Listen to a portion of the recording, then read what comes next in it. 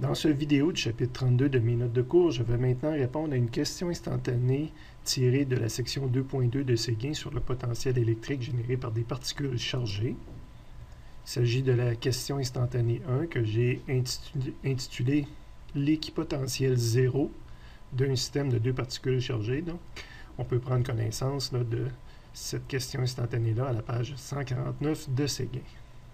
J'ai ramené ici le dessin qui était proposé d'étudier par Séguin. Donc, deux particules chargées. On nous demande de trouver où est l'équipotentiel correspondant à V est égal à 0 sur ce dessin-là. Séguin l'avait déjà fait dans son paragraphe avec une charge plus et une charge moins. Puis en plein milieu, on avait un équipotentiel égal à 0. À un moment donné, on traverse un endroit dans l'espace où le V vaut 0 entre une plus et une moins. Évidemment, il y a toujours un autre endroit dans l'espace à l'infini où ce que V vaut 0. C'était vrai aussi quand j'avais une plus et une moins. Bon, dans ce cas-ci, on peut se demander comment évoluent les voltages quand je me déplace dans l'espace. Pour ce faire, j'ai grossi un petit peu notre dessin pour qu'on voit les équipotentiels. Donc évidemment, plus qu'on se rapproche de la surface, plus j'ai un potentiel élevé qui diminue rapidement lorsqu'on s'éloigne de la surface. Donc on peut penser que la première équipotentielle, étant donné que c'est des charges positives, si je donne une valeur arbitraire, dire que la première ligne qui a été tracée, c'est la ligne correspondant à 10 volts. Évidemment, s'il y a une symétrie, la ligne ici aussi correspond à 10 volts quand je m'éloigne de la charge. Donc, il y a un potentiel d'énergie à cet endroit-là correspondant à 10 volts. La prochaine ligne, je la dessine à 9 volts. Je vais avoir une ligne ici et elle aussi. Puis, prochaine ligne, ça pourrait être par exemple l'endroit où il y a un potentiel de 8 volts. Puis, ces cercles-là sont en train de grossir, puis à un moment donné, ils vont se rencontrer. Pour une plus puis une moins, bien, étant donné qu'ils ne grossissaient pas, c'était pas d'un côté 10, 10, 9, 9, 8, 8.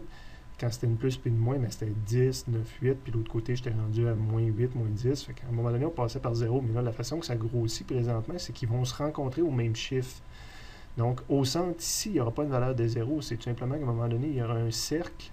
Quand ces deux cercles-là se rencontrent, là, j'étais à 10, 9, 8. Si je prends pour acquis que celle-là, c'était la ligne 7, donc c'est l'endroit où il y a un potentiel mesuré de 7 volts partout, mais probablement que entre 8 et 7, là, il y aurait eu une ligne qui se touchait, un de ces deux cercles-là aurait fini par se toucher. J'ai ajouté là, un cercle supplémentaire, ce que je viens de vous mentionner, fait qu'à un moment donné, ça va se rencontrer.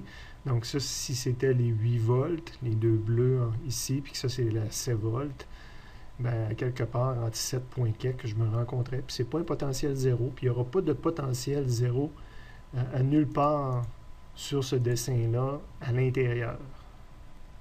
Le seul endroit où je vais avoir un potentiel 0, ça va être à une distance infinie de l'une ou de l'autre des particules. Quand on est rendu que notre distance vaut l'infini, on est aussi loin de l'une que de l'autre des particules, que du centre aussi. À cet endroit-là, je vais avoir un potentiel qui est égal à 0. Ce que j'ai indiqué ici là, par mon V est égal à 0. Donc, contrairement à la configuration plus-moins qu'on avait dans le livre de Séguin qui était expliqué qu'il y avait un V égal à 0 en plein centre, bien, pour un plus-plus, il n'y a pas de V égal à 0 en plein centre. Donc, c'est important d'étudier ces deux configurations-là. Bon, j'ai remis en texte français là, ce que je viens de vous expliquer dans mes propres mots ici. Donc, vous pouvez arrêter la vidéo là, et copier la réponse.